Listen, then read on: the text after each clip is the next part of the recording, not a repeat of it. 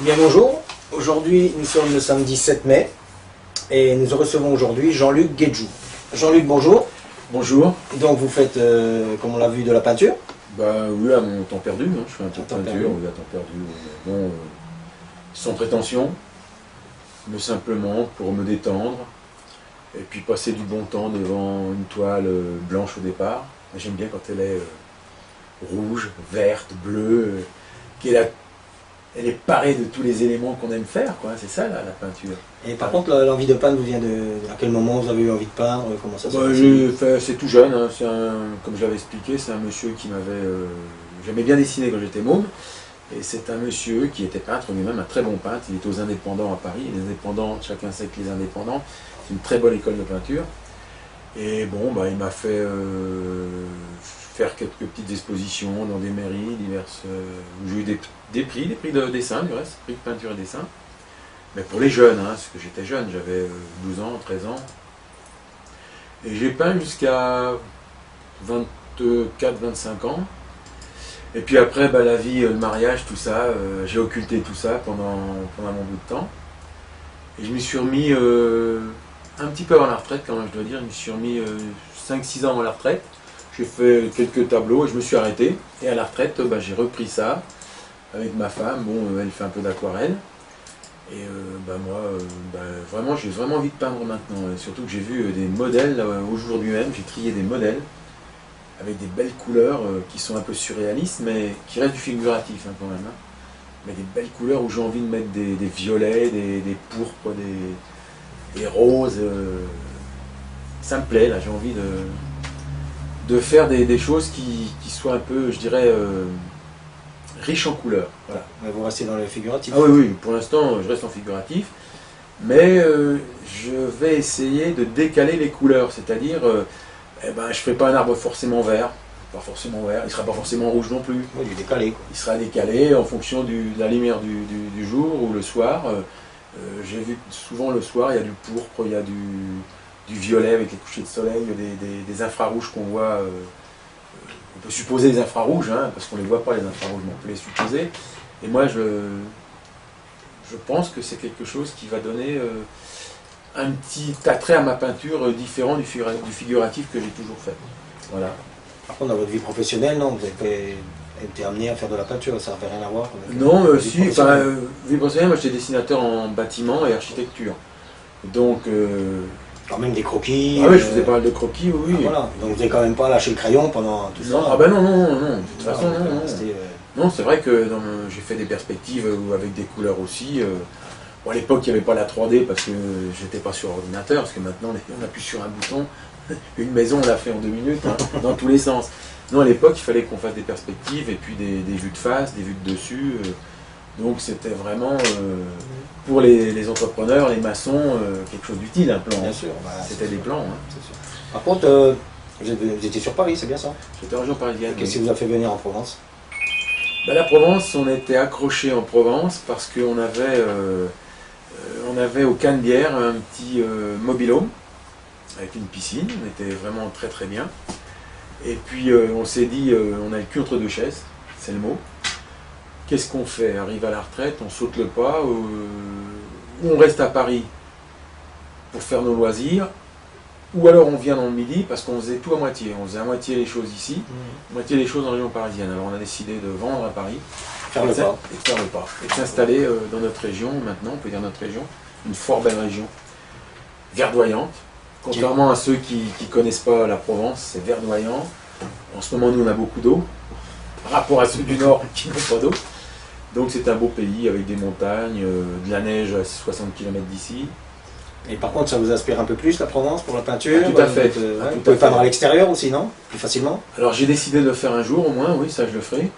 Il y a une question aussi de temps, de disposition, parce que je m'occupe aussi de loisirs. Je suis animateur de marche et puis en même temps je m'occupe du tennis, donc il faut beaucoup de temps. Sportif. Ouais, sportif à mes heures.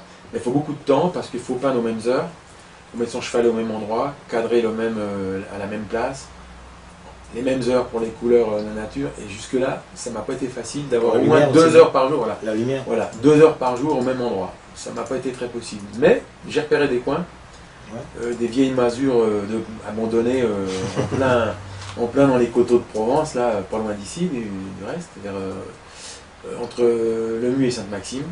Il reste 2 ou 3, je pense que ça devait être comment on appelle ça, des vieux moulins. Il y a des arches en pierre, c'est très très joli. C'est moulins à huile. Ouais, je pense des moulins à huile, et je pense que là, il y a des choses à faire. Voilà. Et qu'est-ce qui vous a amené à connaître Dragon d'Art, l'association La Dragon d'Art, je l'ai connu par rapport à un animateur de la marche, qui est voisin de Alan. Et on a fait, nous, en tant que le club de marche du Muy, la journée associative des associations. J'étais là ce jour-là et j'ai vu Alan qui avait des toiles devant lui, un beau stand, et qui récoltait le fruit de sa passion, c'est-à-dire qu'il nous a permis de s'inscrire dans son association, Dragon d'Art. Je suis très content d'en avoir fait partie. Ça m'a permis effectivement de voir que les cassettes qu'il réalise sont de très très bonne qualité. J'allais y venir justement. Elles sont vraiment intéressantes. Qu'est-ce que vous pensez des médias actuels?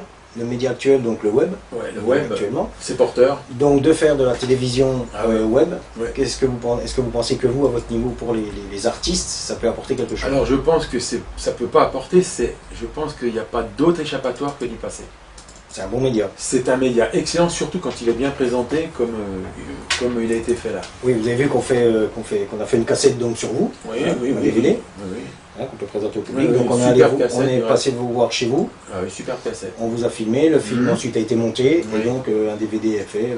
Tout à fait, et très très bien réussi. Moi personnellement je l'ai montré à des amis qui, pour eux, c'était vraiment des pros du média. Et n'oublions pas aussi que vous exposez à l'heure actuelle donc à la table de Martine, c'est ça? Oui, à Draguignan, un petit restaurant sans prétention. Encore une fois, c'est vraiment pour le plaisir de dire on fait une petite expo entre copains. Bah, disons que ça valorise aussi votre travail. Ça valorise le travail. Ça permet aussi à des personnes qui ne vous connaissent pas de voir un peu ce que vous faites. Ça permet aussi au restaurateur d'avoir une gaieté de couleurs dans son restaurant, d'avoir dizaines de tableaux avec des couleurs sympas. Quoi, oui, parce qu'on va rappeler aussi qu'en fait les tableaux tournent tous les mois. Oui, tous les mois. Donc là vous êtes pour un mois, donc la table de Martine à Draguignan. Voilà, Dragon d'Art permet à un artiste par mois de pouvoir s'exprimer.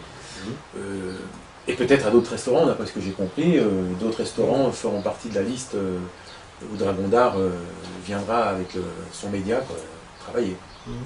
Donc vous pensez vraiment que de passer sur le web et de faire des DVD pour l'artiste, c'est vraiment quelque chose de... Écoutez, je pense non seulement, mais c'est nécessaire. Pourquoi? On a vu des artistes pas médiatisés au départ, des chanteurs comme Grégoire et d'autres, qui sont sortis du web, quoi, qui sont sortis de la... Il n'y avait pas de maison de production, sans maison de production. Sans maison de production, et ces gens-là, il s'est avéré qu'ils étaient très très bons. Donc je ne vois pas pourquoi en littérature, en peinture, tout ce qui est artistique, ça ne soit pas la même chose. Et je pense que c'est encore plus facile peut-être pour la peinture, les œuvres littéraires. C'est visuel. On montre ça à la télé, un chanteur, bon, c'est pas toujours visuel, on l'écoute, mais là c'est vraiment des œuvres à lire, à voir, beaucoup plus facile. Bien sûr. Je vous coupe parce qu'on a une question de chat. J'ai une question de chat là. Monsieur Eric de Draguignan. Oui, il me pose une question. Par contre, l'adhésion à cette association, y a-t-il un prix? Est-ce que vous payez une adhésion donc à l'association? Oui, mais c'est pas une grande adhésion, c'est tout à fait une adhésion comme toutes les associations. C'est pas... Qui se monte à 50 € à l'année. À l'année. D'accord. Donc et là, là-dessus, quand vous allez exposer, par exemple, dans les restaurants, vous ne payez rien. Non, nous, on ne paye rien, nous, c'est compris dans l'adhésion. Et par contre, les DVD que fait l'association Dragon d'Art, eux, sont vendus à quel prix? D'après ce que je sais, autour de 49 € le DVD, avec une suite de 19 € le DVD. Et donc, pour la maquette, surtout pour la maquette au départ, ça me semble logique comme prix.